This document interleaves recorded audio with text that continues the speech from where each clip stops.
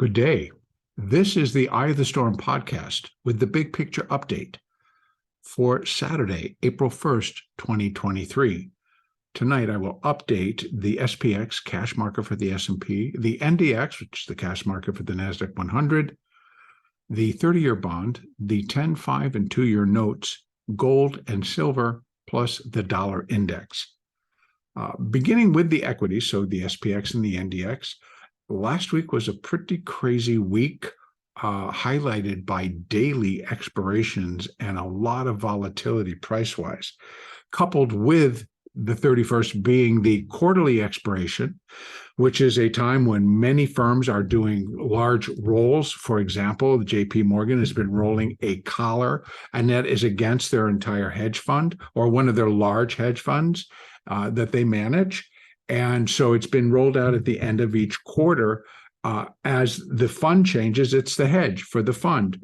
And so as the assets change in that fund, so do where they're going to place the stops and what the size is going to be. In any case, it was well anticipated to occur, and it did on Friday, but in the process added a lot of volatility in terms of what was happening within the gamma readings, what was happening in the delta readings, because as things got rolled out, things got left off. And so for the expiration itself, which took place on Friday, for that expiration after rolling out, gamma and many other factors really started to evaporate, which produced a different play to be put into place to hedge. So all in all, the markets were very strong pretty much all last week. At least from Tuesday to Friday, they were extremely strong, and in one direction, it was straight up. Now, what that did to the Elliott picture is not necessarily bring about some tall changes like we've slipped and now we're back into an uptrend versus a downtrend. I still believe that the trend remains down, and that began on January of 2022. So the trend remains down. We remain in a corrective posture or a corrective move on a very large scale. So, and by my calculations, we are in a supercycle fourth wave correction, and that is what began on January 2nd, 2022, when the market topped. So I believe we still have quite a bit of downside to do, but it comes in portions, or in like building blocks, I should say. And right now, I'm counting, there was the ABC, an X, and another ABC, and I've been looking for the completion of a primary A. So these are all intermediate degree. Next, we have that. So again, coming down from that top, so you get an idea of what I'm talking about. The top layer is a supercycle wave 3 that completed. So all of this is the beginning of a supercycle wave 4. Within it will be an ABC of cycle degree. Within that cycle degree A wave, there will be an ABC of primary degree.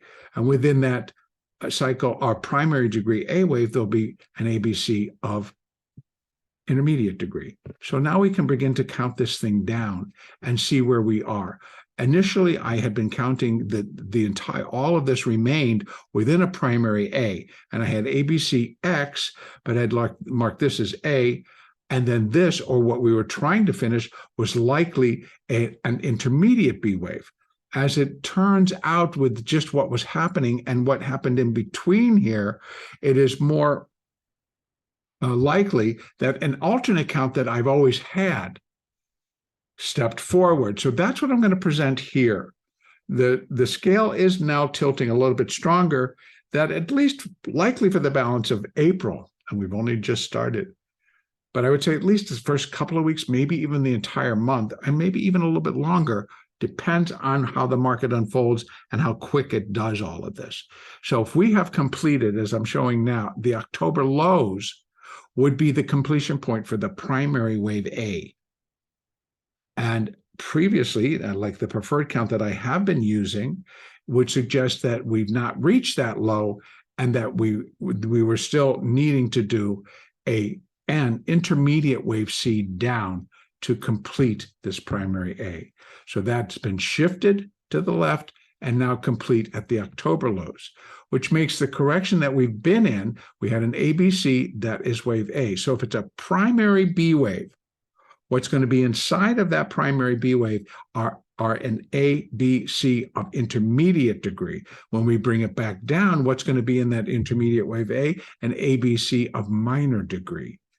What's going to be in that wave B? An A, B, C of minor degree. So now we have the intermediate A and the intermediate B complete within this B wave counter trend rally. We've always been in the counter trend rally, but now because of Friday's activity or last week's activity, it is more indicative that there is still more to come. It was very strong, regardless of the reason. Because if you remember what I've been talking about last week a couple of times is that Elliott Wave does not pretend that it understands anything about fundamentals, or for that matter, what's going to cause a particular move.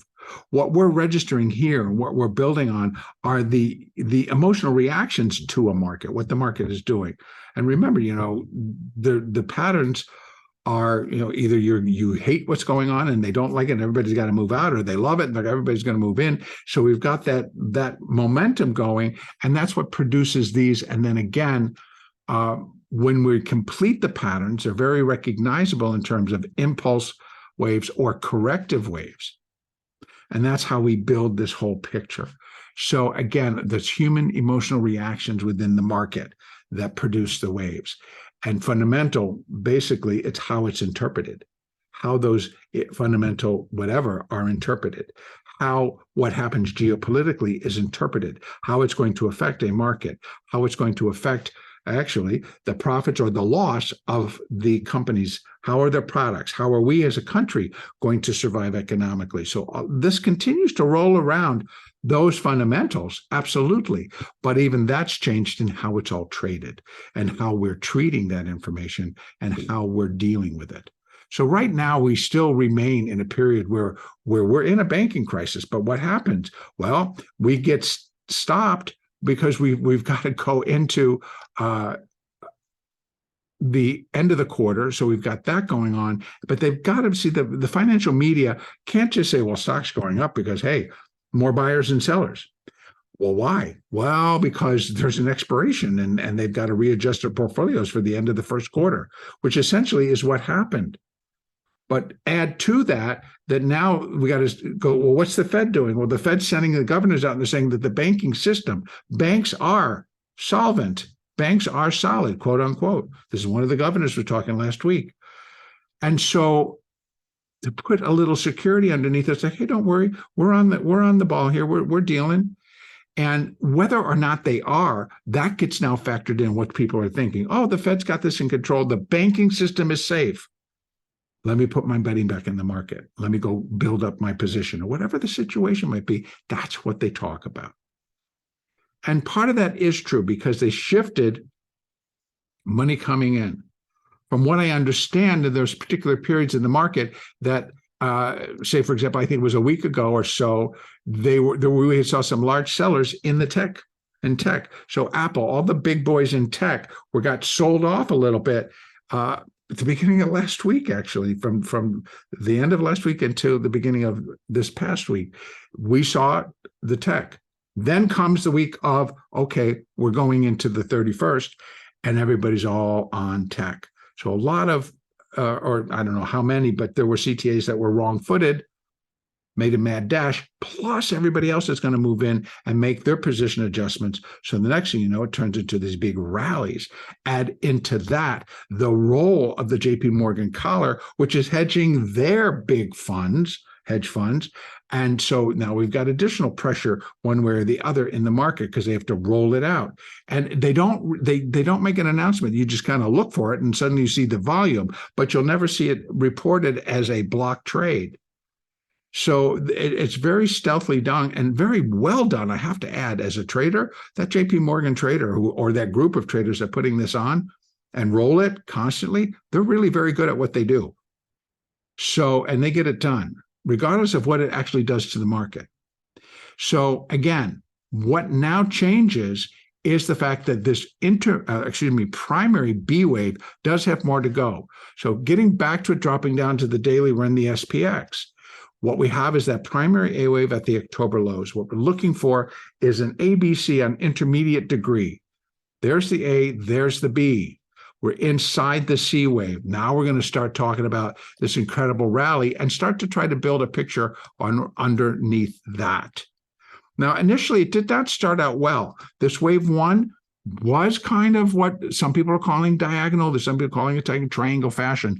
It was a diagonal, but it necessarily was not necessarily a solid triangle, because it wasn't. It was just a diagonal, straight kind of very strongly higher and not clean internally. But I am labeling it as minor wave one. Again, we're looking for an intermediate C wave up. All C waves are 5 waves, a number of them in and of themselves. So we have minor wave one, right? Intermediate, we're looking for 5 waves of minor degree. There's 1, there's 2, we're inside the third. And again, I want to just reference that in Elliott, and I talk about it to the downside, it's the same thing to the upside. Inside of a third wave, it's the longest and the strongest. It's the most powerful part of a 5-wave structure. So when we drop into it, and then inside that third, I'm going to come down to the hourly so I can just show you inside the third, we have 1, we have 2, then we have minute 1 and 2. So we're in minute 3 of minor 3. So then we have the extra oomph, the extra power. So that's what I talk about. Well, here it is in motion. This time it's to the upside. We have seen it to the downside. Now we see it to the upside, including a beautiful gap between Tuesday and Wednesday here in the market, where they just walked in, boom, took it from that opening and kept going. Did it again. Thursday to Friday, boom, just opens up, we go, and then we continue to fly. So where are we with inside of this basis, the SPX? We're inside that third. I can't declare it to be complete yet. We may see still some additional, but there would still, in my opinion, once this minute wave 3 is over, we get a minute wave 4, followed by another minute 5 to complete the minor third. Then we get a minor 4th and yet a minor 5 up again. So that's what I'm talking about. And I believe this is now going to take us another week, another 2 weeks, possibly a little bit more. So let's put the first, if indeed this count, I'm going to back out to the 4 again. We're looking for a C wave that consists of 5 waves of minor degree. We've got 1 and 2. We're in the third. So let's start putting what we think that C wave, first of all, right? We're in the C wave, what we believe that can do. We're going to use extensions, and we're going to start there and go up to here to the top of, A wave down to the bottom of the B wave. And now we have for wave C. Now, the C wave would be equal to wave A, which is pretty common, at 45.12. We'll call it 45.15. So, you could even say 45.10 to 45.20 if you want, but that's where the 100% is. Wave C, that actually fits and it works. But let me give you the first one. Now, this one may come up, but it's going to be hard pressed because we've got to see the 5 for the C wave. We had to see 5, and now we're in 1 and 2, and we're still in the third. But wave C can be 0.618 of wave A, and that comes in at 42.43. So we have good, strong resistance from 42.43 up to and including 45.12. If a strong push within the C wave were to materialize and actually come in, we now want to add, this would be for that C wave. So if we're in that third wave, I want to add one more layer, and I'm going to go back down to the hourly chart to do it for this upside. So now we're inside the third, but now I can go from here to here and just do for the minor third. And so minor 3 would be equal to minor 1 at 41.40, 41.40. What's more likely is we can start thinking we're going to get up to 1.236, 1.382. So we're looking at 41.94, 42.28 to 42.30 to complete minute 3. Right? So minute 3, actually, excuse me, to complete minor 3. I was one step too quick. To complete minor 3, we might get up into these levels. more likely we have 42.62. That is where minor 3 would be 1.618 times the length of 1. Again, we're inside of a third wave. We're inside of a minor third. And then on top of that, we're inside of a minute third. Let me add one more layer. So it's going to get a little bit full of resistance, but we're going to start to look for where we might find. So this one's going to be much different because it's going to be pretty clear. We've already reached. So in other words, we're now looking for what are the capabilities of this minute wave 3. We've reached them. The 4106 level, and we're up and closed at 4109. That is 1.618, where wave 3 is 1.618 times wave 1. So that's already met some upside. So if this minute wave 3 is complete, I'm looking for a little bit of a pullback. And that pullback, then we would be able to put fib retracements here. So I'm building your picture. This is your intraday picture now. If you trade this cash market and you want to find out what the capabilities are for Monday, when we start to trade and we start to turn lower, you run retracements, Fibonacci retracements. From there, the bottom of wave 2 to the top of wave 3. And now you've got that. Don't forget, that's just minute 4. Then you still have a 5. Now, can minute 3 continue? Sure can. We have another double up here at the 100% level, where the minor third will be equal to the minor 1, and that comes where the minute 3 would be 200% of minute 1, and that's 4140. Now let's go and see where we have any additional. We have additional, and I'm thinking that the minute 3 pretty much might get up to 4130, 4140, and then we'll get that pullback. That fits and also fits for the minor 3. So we have a couple of marks right there that could get it there, complete that. We still get that fourth wave pullback, and then another rally begins.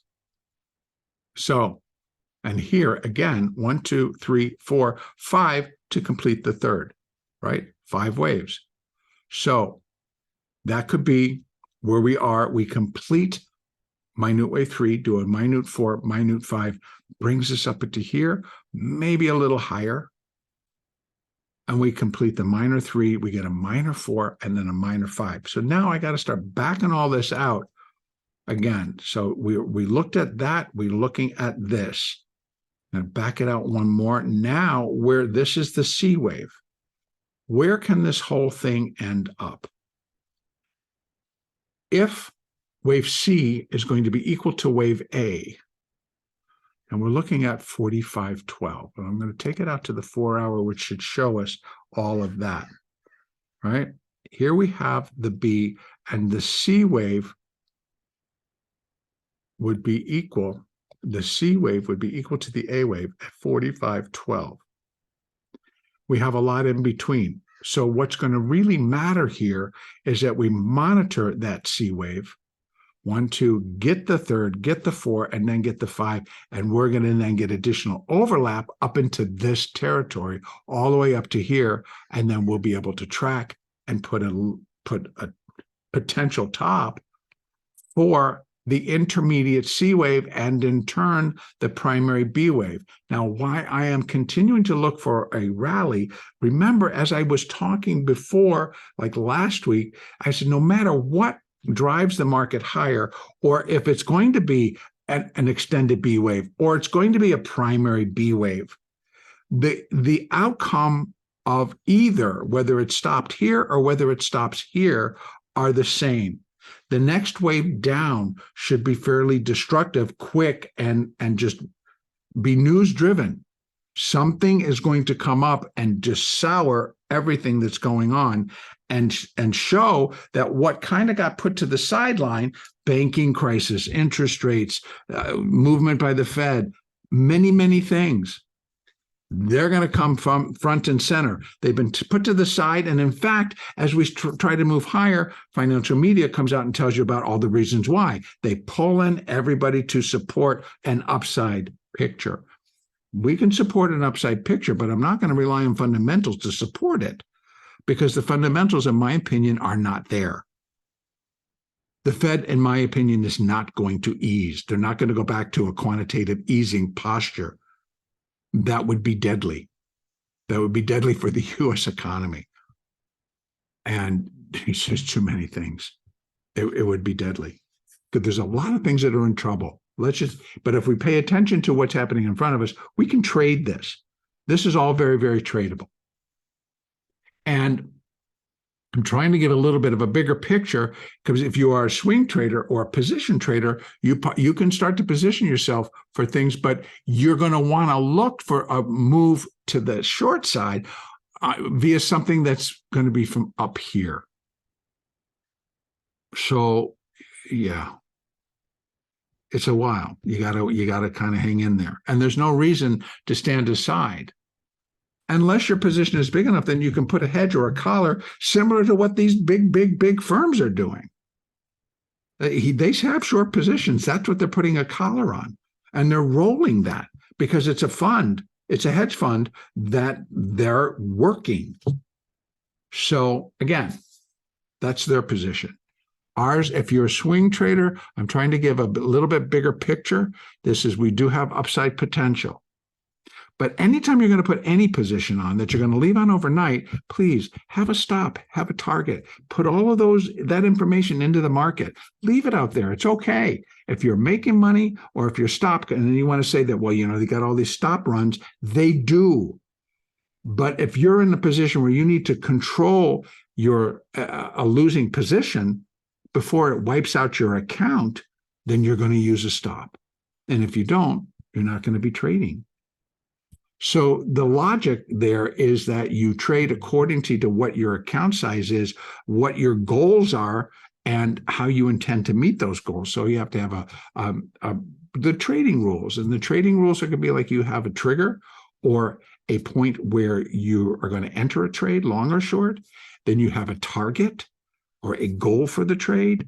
And then most importantly, you have a stop where the trade becomes invalidated for the reason you put it on. So if a market were to come down and hit one of my stops, it would be because whatever I put it on to do is not going to happen right now. Doesn't mean it won't happen. Who knows? In 10 minutes, in 15 minutes, an hour, a day, 2 days, we may still get the same position. It's just that right now it's not going to work. If you've got a large account, you might be able to sit it out or trade with it. But if you don't, then you have to be a little bit different about how you want to enter positions. All right, that's the SPX. Let's go over and take a look at the NDX. The NDX is basically in the same type of a position in terms of here we have the cash market.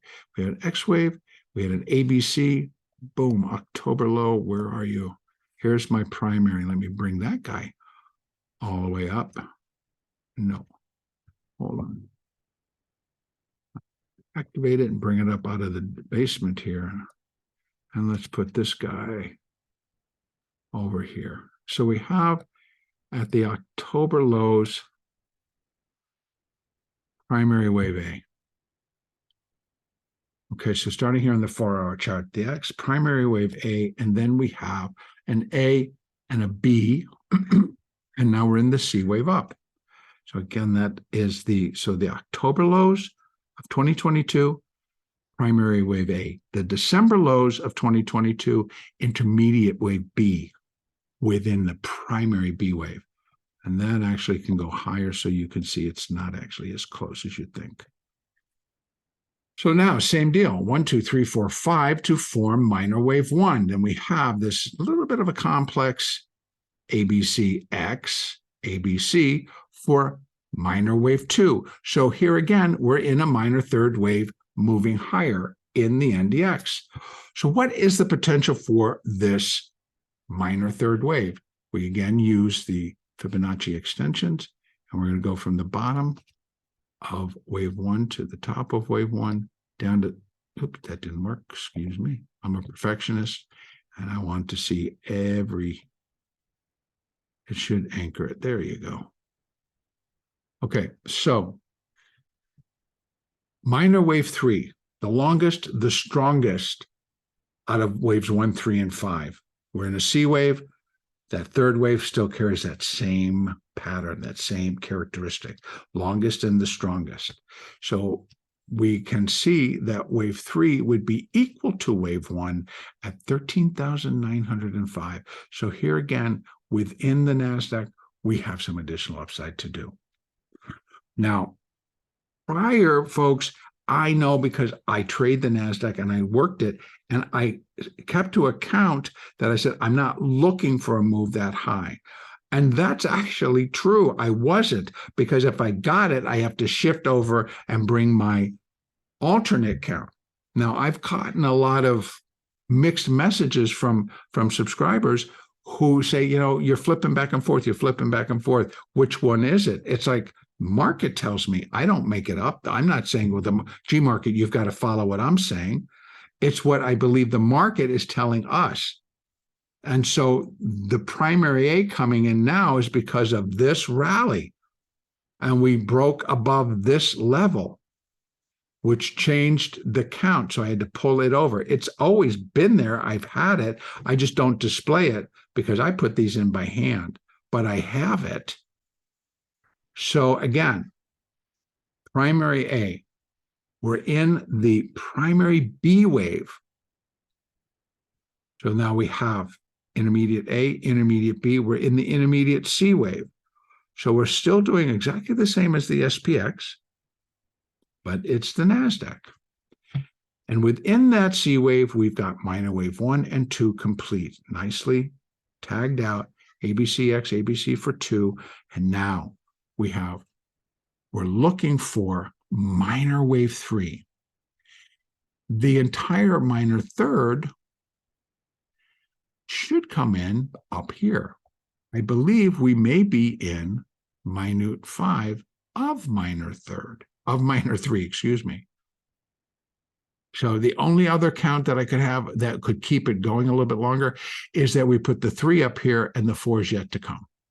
And that could be. So in this case, I need to just see how this is all going to trade, because the NASDAQ put in some wild and woolly stuff. Let me go down to the hourly. We could take a look inside here. This does seem like it could be complete, but again, it could be with the internal, because I could have 1, 2, 3, 4, 5 of 3, which is what I did. And then you get a 4. And then what do we get here? We got a gap. So is it 1, 2, 1, 2, 3? So again, it could be wave 3 of this minute 4. And then we get another little 4, and then we get that 5. Now, can that 5 then get up to 39.05? I don't know, which is why I'm thinking that this is going to have to come over here. Not sure how, but I do believe that in terms of the minor third equaling the minor 1, 39.05. So with that in mind, come on, let me go back out here to the 4 hour, back to the 1 hour. And now I just want to take a look at where we think that the 5th can come in. And that's going to show up way down here. So we're going to come in here to here to here. So what do we got? 35.41. Still pretty far away from that 39.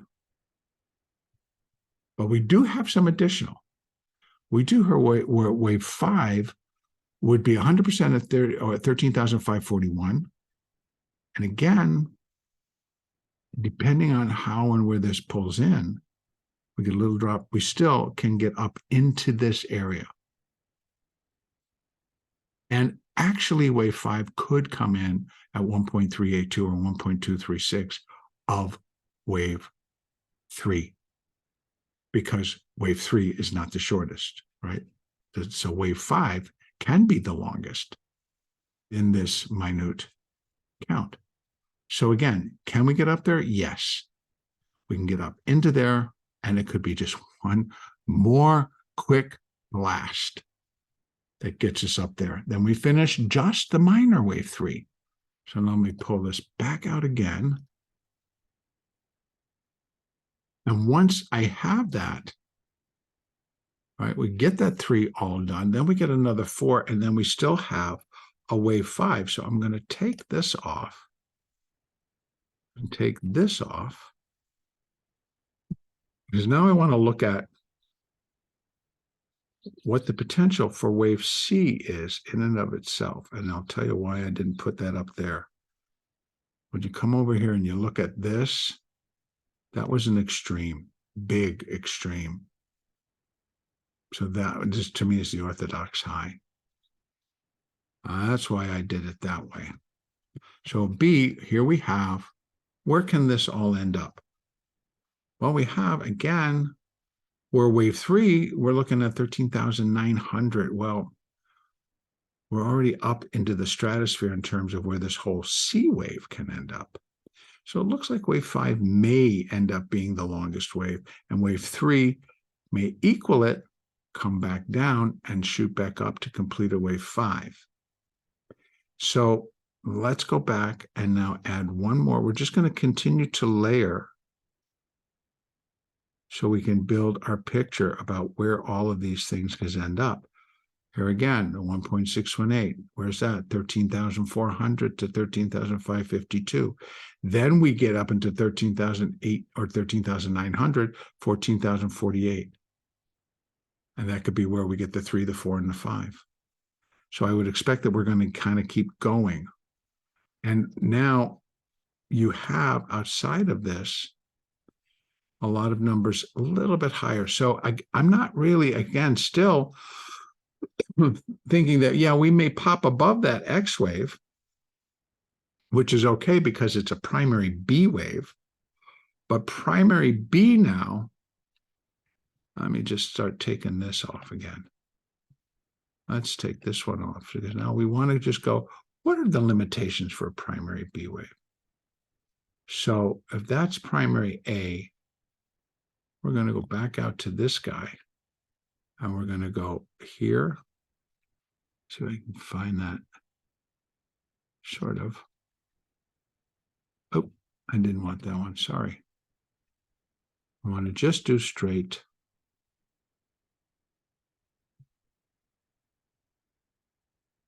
Yeah, there we go. Come on, take it there. And down to the bottom. So 618, 4,274. So that's kind of where B, but this was all 3 waves. So like in the SPX, we do have the potential where we go into a new high. At this stage, I don't necessarily see it. But hey, who thought the catalyst for this couldn't happen again and again? And it could. So these are the technical numbers. 13,542, 14,274, 14,814. And then we're breaking 15,000. And I'm sure you're going to talk to people who probably have numbers there. But that would be for the primary B wave. And then we really do. So I was expecting a primary B wave, but I thought it would start from a lower level and still carry that same potential. But I thought it would start from a lower level. Does not suggest in any way that I'm no longer looking for these lower levels. I am, but they're being put out. They're yet to come. Right now, we're trading to the upside. If you're a day trader, lots of trading yet to come. Not going to be any clear signs. We're going to be a little bit like, well, the market should go down. It's like it may not. So why? You got to trade accordingly. All right. So this is getting a little bit long in the tooth. So let's get quickly over to the bond market, which also is going through its gyrations and trying to make clear as to what it is intending to do. So what I have going on, I'm going to start from the daily chart, actually, because that still has the same count. We still have the same count where we did an intermediate A wave down off of the all-time highs in bond prices. which was in 2020. And we reached that 5 waves down at the low in October. So if both the equity markets and the bond markets basically bottomed in October of 2022, then they're likely still both putting in varying degrees, but B wave, counter trend rallies. And that is what the bond market is doing as well. I'm considering it a primary degree, but it may be larger. An intermediate degree. It may be larger, such as a primary degree. Within that, we've got the A wave. So within that intermediate B, you have a minor A, B, and we should be in a C wave. Again, within that A wave, we had 5 up. That tells me it should be a zigzag. So we have within the B wave, A, B, C. There it is, nice and clean. So we'd be looking to see where can this C wave take us. So we already have the larger B wave, and that projects 133.11, which we've already been above, but it seems to stall out right there. You can see it. And then we have 142.27. That's just 382. B waves can get up here. But when I said those numbers, people would think I'm definitely way out into left field, considering the Fed's intending to raise rates for a while longer. That would not make the market go up to here or even here or just basically get much past here. But here we go. We just might do it. So that's the daily look. So I've got this minor C wave, which will consist of 5 waves of minute degree. I'm going to go down to the 4-hour chart and open this up a little bit here. Here we have the A, the B, we're in the 1 of 5 up, or a C wave up. Nice. And then we get a first irregular. Then I'm expecting it to, so we're in a minute wave 2 correction. And I'm thinking, we should have gotten above 133 and kept going. We stopped and we nosedived. So what do we get? Boy, another one, right? So first we get the ABC, and that produced an irregular. Then we get an ABC, which is telling me we've got a double ABC going. And now we do the A wave, and I'm going to open this up a little bit. All right, A down, A, B, C up, and then tell me A, B, and it just exploded finally on Friday. But we have resistance all the way up. And I can start putting that in. Again, that's going to be these to start.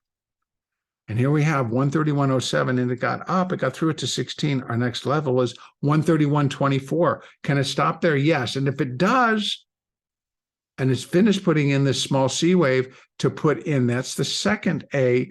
The second B, we'd be looking for the second C, which would be down. This is the A. If this is the B, I'm looking for the C. What is the potential for that C wave? Well, I can't say for certainty because I can't use the fib tool because I'm not sure if the wave B is done. But let's say that it is. Then what I'm going to be looking for is the downside. I'm going to use the extensions using the same wave movement there, and I'm going to come in here. So we'd be looking for 5 waves down, 127. So we're looking for an A, a B, and a C. That's our second ABC. We put a 2. And then the bond market would be expected to rally yet again back above 133, back above 134, and out towards, guess what? We have this first one, and then we have at 133, we have additional resistance just via the wave pattern up to 135, and then we should break. We should break and start heading towards that 142. Now, is that going to be possible? Well, I don't know. We have to wait and we have to see.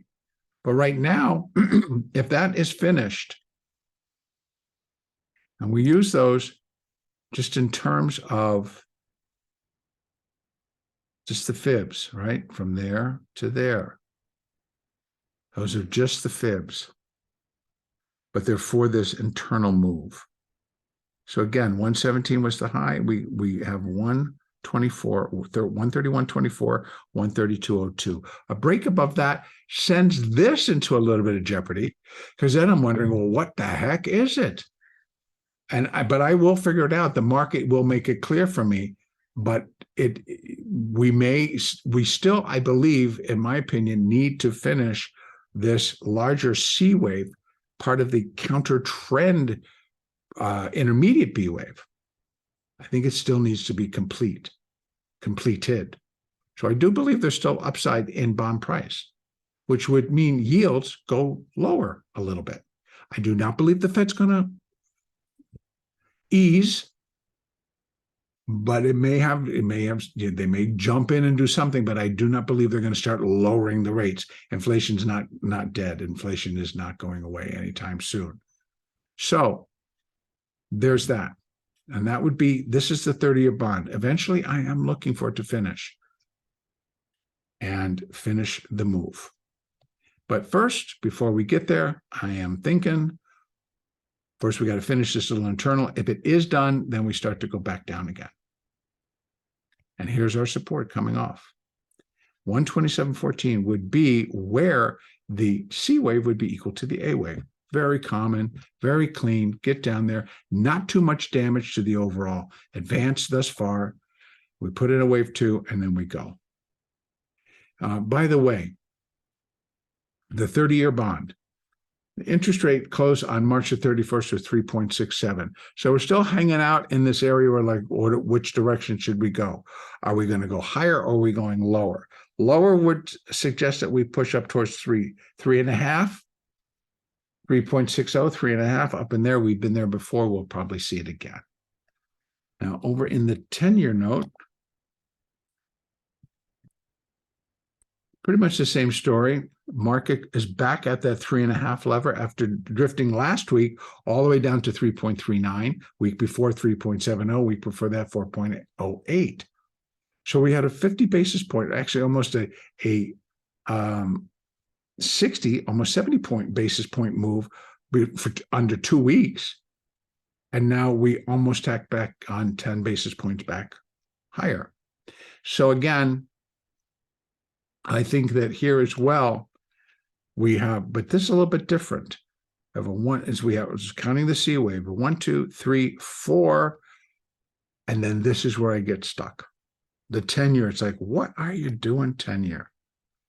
So I got to let this play out a little bit.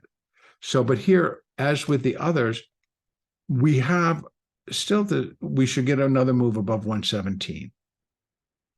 And if I had to go from this still could work. 1, 2, if we rally, we're in. What I'd be looking for is something, and this is kind of a rough estimate, but we have 117.035, 117.181, 117.305, and then, boy, then it gaps a little bit there. Then we have 119.025. That is out there, along with 120.260. Those are the levels to finish the C wave. 119.025, 120 would be next up after all that. And that would be, but we need to turn around, hightail it up. This is like, wow. It doesn't fit as cleanly as the 30. The 30 didn't go and break to a new high over that. So it's still within what we would call a wave 2. This is a little bit different. So either I'm going to have to move this, which I may do, and then but this is what kind of gets me, the new high. But we'll see. But in any case, those are the numbers that I am working with for the 10-year. Downside, I think that we're going to use the same. So let me get rid of those.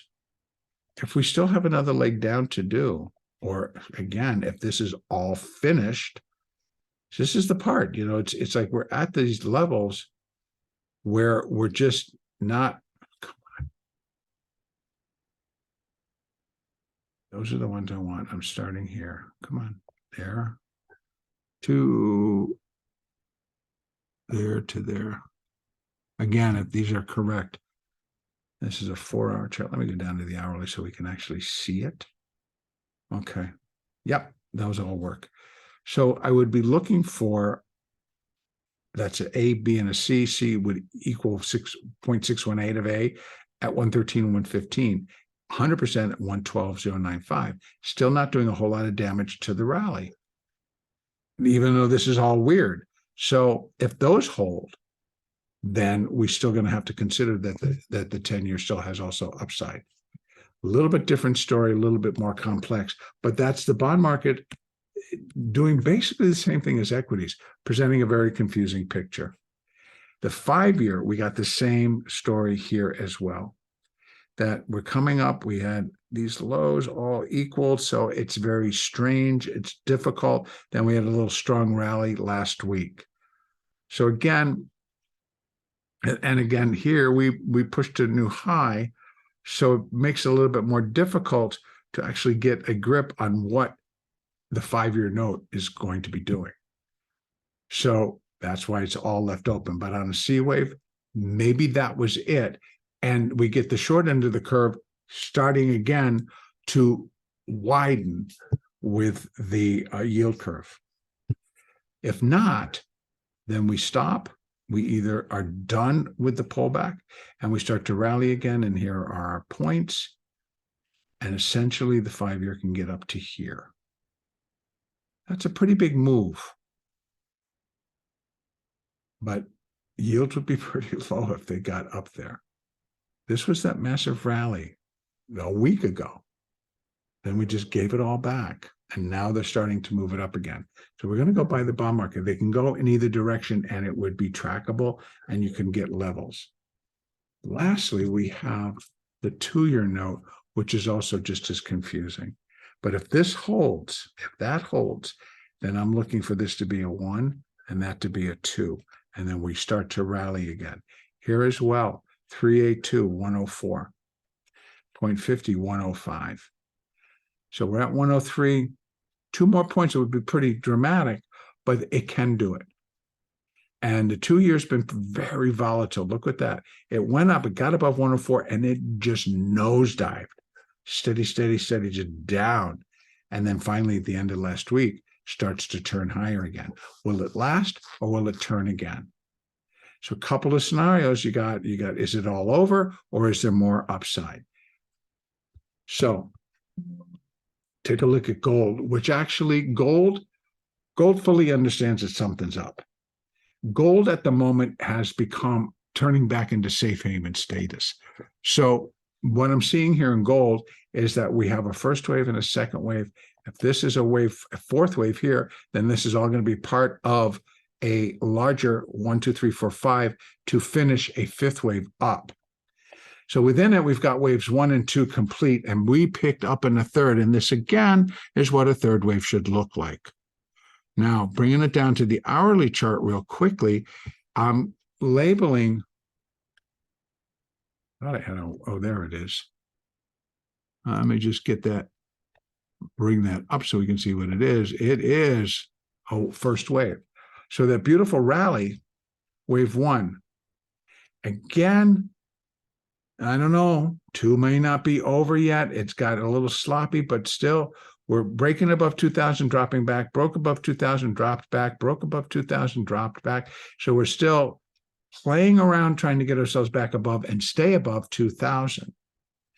A lot going on that are affecting it, but what I am seeing and what I'm continuing to see, it is central banks. Central banks are buying gold.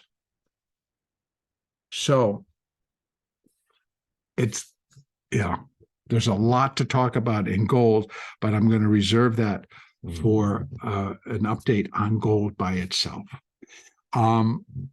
Right now, I'm looking for the completion of a wave 2. And it's not clear whether that correction would be over or whether it actually has some additional downside to put in. See, because if this is just ABC and it's done, and this is 1 and this is 2, and I don't know what that is. because if the momentum to go up will strike again and we'll just move. But it was very questionable in here as to what comes next. But I do feel that gold is in an uptrend. Right, 1, 2, and we're going to get that's 1, 2, and we're going to see even on my daily, it just doesn't look like that's done. And it looks like it's kind of just putting in a small triangle pattern, actually. And the resolution would likely be one more leg down, and that would be wave 2, and then we rally, rally, rally, rally. The potential here in gold is pretty big. Wave 3, that would be a minute wave 3, would be 100% of minute wave 1 at 2165. No, excuse me. Yeah, 2165, let's call it. We have fibs all the way up to much higher levels. If I go out to my weekly chart, I'd have to go even further. Let me go out to my 20. I could build from here, but I have to go out to 1, 2, so we can get what that primary third should look like. Here you have 3, 4. What is that minor fifth? Minor fifth, I would say that we get up towards that 2300, 2400, up into here. And then we'll finish that up, and then we'll see what happens from there. Silver, the laggard, but I believe is coming on the comeback and should also, as it does, once gold started to break hard, so did silver. And why? Because silver dealers noticing the same thing that I did, that you have central banks buying gold, they're going to buy silver. Silver becomes a safe haven like gold does. And even though it's considered the bastard stepchild to gold, it will react and it should follow in times of what the people or what traders are feeling are bad times ahead. So I think there's one of the messages that the precious metals are telling us, that there's hard times coming.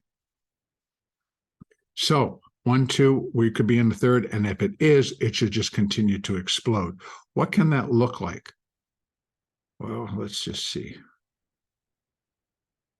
If we're in the third, again, that was an anomaly, and this is this is where the high was. I think these were as well. So we'll just leave it there for now. What we're looking for in the third, longest and the strongest, 1.618. We're looking at silver that has the potential, the possibility of getting up to 3140. That's at 24. So it's already made a very solid 5-cent move. $5 move, excuse me. $5 move. Off of that 20 level, almost $4. So what's up next? Well, we're right at that resistance, and that is 618 resistance of wave 3. I'm looking for it to break there. So I think we break back above 25 and start heading towards 27 as a minimum, where wave 3 would equal wave 1. And then lastly, over in the dollar index, this one also presenting a confusing message, but I still believe it's holding within this labeling. So if we're counting that, we're counting and altogether an intermediate B wave decline. Oh, excuse me, that's A wave. So intermediate B wave decline. And right now we have minor A, but only minute A of this minor B. So I think we still have an A, a B, and a C wave. So the dollar still looks like it should rally, get itself back above 106, complete a C wave before it would ultimately begin to drop pretty precipitously, as we have seen previously. But I still think we have a chance at getting ourselves back up into these levels to complete this minor B and then drop. What's going to perpetuate the drop, of course, would be if we get some fluctuations in the interest rates. If interest rates really do start to climb versus decline, that's going to benefit the dollar. There'll be more dollar buyers to get a hold of that interest rate. So the reasons for it to go in both directions, we're going to have to let the market tell us. Right now, it's not able to really mount too much of anything. It's kind of stuck in a pretty tight range. So we'll wait to see. Downside, I'd be looking for it to hold above this par 82 or just right around that $100, $1 1 for 1 level. So, yeah, if it starts to drop below, it could be spelling something pretty serious, although we have to always consider we might get an irregular B wave even within the dollar. So it comes down, puts in a slight new low below that low, which we saw in February, and then still rallies.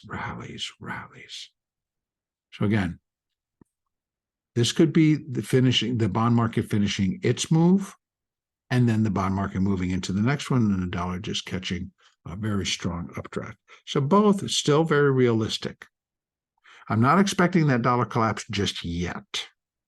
I think eventually, yes, but I think it starts from higher levels and then takes it, and we do go below 100. All right, that's where I'm going to complete it. Thank you all for listening. I will be making an Elliott Wave update tomorrow, and those will just be confined to the futures market in the NASDAQ 100 and the S&P 500. I hope you have a very balanced and great balance of the weekend, and the next update will be tomorrow.